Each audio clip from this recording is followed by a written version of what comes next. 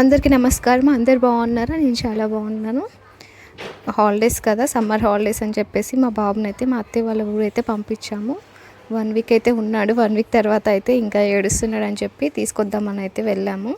ఇంకా అత్తయ్య వాళ్ళ ఊరు వెళ్ళిన ప్రతిసారి ఇంకా మేము పైనే పడుకుంటాం అనమాట. ఎందుకంటే సిటీలో అంత ఆప్షన్ ఉండదు కాదు కాబట్టి ఇంకా వెళ్ళిన ప్రతిసారి పైన పడుకుంటాము. చల్లటి గాలి వస్తుంది.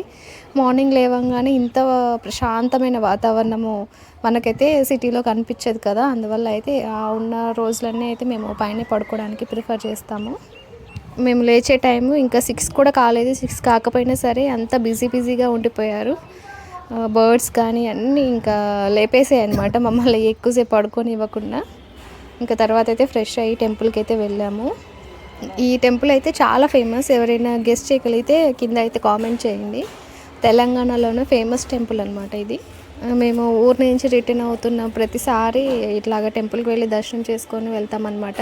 ఇంకా అలవాటు అయిపోయింది. ప్రతిసారి ఏదో ఒక టైం అనమాట, అంటే వెళ్ళిన ఆ రోజు కానీ ఇంకా రిటర్న్ అయ్యే రోజు కానీ, అంటే మేము ఎన్ని డేస్ ఉన్నా సరే రిటర్న్ అయ్యేలోపు ఒక్కసారైనా టెంపుల్కి అయితే విజిట్ చేస్తాము. మనం ఊర్లో ఉన్నప్పుడు టెంపుల్కి వెళ్ళాలంటే కుదరదు కదా, అంటే ఓన్లీ బర్త్డేస్కి యానివర్సరీస్కి తప్ప మిగతా టైంలో టెంపుల్కి వెళ్ళాలంటే ఇంకా అదొక పెద్ద పనిలాగా అనిపిస్తుంది. అట్లీస్ట్ ఇట్లా విలేజ్కి వెళ్ళినప్పుడన్నా అమ్మ వాళ్ళ ఇంటికి అత్తయ్య వాళ్ళ ఇంటికి ఇట్లా వెళ్ళినప్పుడైనా టెంపుల్స్కి వెళ్తూ ఉంటే కొంచెం ఏంటంటే ఏమైనా నెగిటివ్ ఎనర్జీ అట్లా ఫీలింగ్ ఏదైనా ఉన్నా సరే పోతుంది. టెంపుల్ కూడా ఒక 3-4 కిలోమీటర్స్ డిస్టెన్సే ఉంటుంది అనమాట, ఎక్కువ డిస్టెన్స్ ఉండదు. మార్నింగ్ ఎర్లీగానే లేచాం కాబట్టి ఇక ఫ్రెష్ అయ్యి టెంపుల్కి అయితే వెళ్ళేసి వచ్చామన్నమాట. ఎండ రాకముందే వెళ్ళాలి, లేకపోతే ఈ సమ్మర్లో బండి మీద జర్నీ చేయాలంటే ఎండలో చేయకూడదు. ఈవినింగ్ కానీ మార్నింగ్ కానీ ప్లాన్ చేసుకోవాలి. అందుకే నేను మార్నింగ్ లేవగానే ఫ్రెష్ అయినాక ఇక బ్రేక్ఫాస్ట్ కూడా స్కిప్ చేసేసి టెంపుల్కి వెళ్ళొచ్చాకనే బ్రేక్ఫాస్ట్ అయితే చేశాను. ఎక్కువ టైం అయితే పట్టలేదన్నమాట. దర్శనం అయితే వెంటనే అయిపోయింది. ఎక్కువ రష్ లేరు. సాటర్డే కాబట్టి ఎక్కువ రష్ లేదు. శివాలయం అలాంటి టెంపుల్స్కి ఏంటంటే సండే కానీ మండే కానీ ట్యూస్డే ఫ్రైడే అట్లా అయితే ఎక్కువ రష్ ఉంటుంది. ఎందుకంటే అమ్మవారు కూడా ఉంటారు కాబట్టి ఇంకా ట్యూస్డే రోజు ఫ్రైడే రోజు రష్ ఎక్కువ ఉంటుంది. మిగతా టైంలో అయితే తక్కువ మంది వస్తుంటారంట. ఇంకా మేము స్టార్ట్ అయ్యేటప్పటికి అంత ఎండ లేదు, కానీ రిటర్న్ అయ్యే టైంకి మాత్రం ఎండ పెరుగుతుంది అప్పుడప్పుడే. ఇంకా మేము ఎర్లీగానే వెళ్ళిపోవాలని చెప్పేసి ఇక స్పీడ్గానే వెళ్ళిపోయాము. ఎందుకంటే ఇక ఎండ దెబ్బ తగిలింది అనుకో కష్టం అనమాట. ఇప్పుడు ఎండలు ఎంత ఘోరంగా ఉన్నాయి కాబట్టి మన జాగ్రత్తలో మనం ఉండాలి. చుట్టుపక్కల అన్నీ ఇంకా పొలాలు ఉండడం వల్ల అంతంత మాత్రమైనా చల్లగా ఉంటుంది. మనకైతే ఇక్కడ హైదరాబాద్లో అయితే కష్టం కదా, ఒక చెట్టు ఉంటేనే దాన్ని ఇంకా ట్రిమ్ చేస్తూ ఉంటాము. సమ్మర్ టైంలో ఆకులు ఎక్కువ రాలుతాయి, క్లీన్ చేయలేమని చెప్పేసి మున్సిపాలిటీ వాళ్ళు చెట్టు కొట్టేస్తారు. ఇంకా రైనీ సీజన్లోనేమో కొమ్మలు విరిగి పడతాయి, గాలిదుమ్ములకి తీగల మీద, అంటే కరెంట్ తీగల మీద వాటి మీద పడతాయని చెప్పేసి అప్పుడు ట్రిమ్ చేస్తూనే ఉంటారు.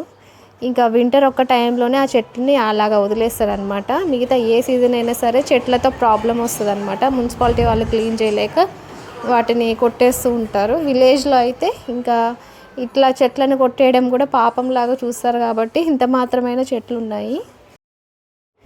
ఇలాంటి వాతావరణంలో ఉండడం వల్లనో ఏమో కానీ విలేజ్లో ఉన్న వాళ్ళకైతే చాలా తక్కువగా హెల్త్ ఇష్యూస్ వస్తూ ఉంటాయి. నిజం చెప్పాలంటే మా హస్బెండ్ వాళ్ళ నాయనమ్మ ఆవిడకి 80+ ఉంటాయన్నమాట. ఆల్మోస్ట్ 90 దగ్గరలో ఉంది ఆమె. అయినా సరే ఎంత స్ట్రాంగ్గా ఉంటుందంటే ఆమె చేసినంత పని నేను కూడా చేయలేను, అంత స్ట్రాంగ్గా ఉంటుంది. ఆమె పని ఆమె చేసుకుంటుంది, ఆమె బట్టలు ఆమె వాష్ చేసుకుంటుంది, ఇంకా ఇంట్లో పని కూడా చేస్తుంది అనమాట. అంటే కూర్చొని గిన్నెలు కడగటము అట్లాంటి పని చేస్తుంది, ఊడవడము, చెట్లు పీకేయడము. అంటే చెట్లు ఉంటాయి కదా మనకు కావాల్సినవి కాకుండా కలుపు మొక్కలు అట్లాంటివి ఉంటాయి కదా, అవి చేతులతోనే పీకేస్తుంది అనమాట. ఎంత స్ట్రాంగ్గా ఉంటుంది. ఇక్కడ ఉండే వాతావరణానికో ఏమో వాళ్ళు కూడా అంత స్ట్రాంగ్గా ఉంటారు.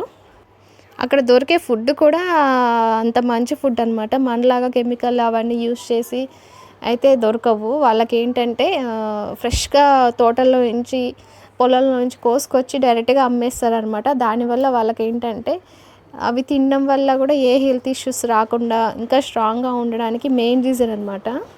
ఇంకా మనకు వచ్చే ఫుడ్ ఏంటంటే ఎక్కడెక్కడి నుంచో వస్తాయి కాబట్టి వచ్చే వరకు ఫ్రెష్గా ఉండడానికి కెమికల్స్ అవి వాడుతూ ఉంటారు. ఇంకా ఫ్రెష్గా కనపడడానికి, టేస్టీగా ఉండడానికి ఏవేవో కలుపుతూ ఉంటారు. ఇంకా రీసెంట్గా చూసారు కదా, పుచ్చకాయలో ఏదో ఇంజెక్షన్స్ చేస్తున్నారు టేస్టీగా ఉండడానికి, రెడ్గా ఉండడానికి ఇంజెక్షన్స్ చేసి అమ్ముతున్నారని.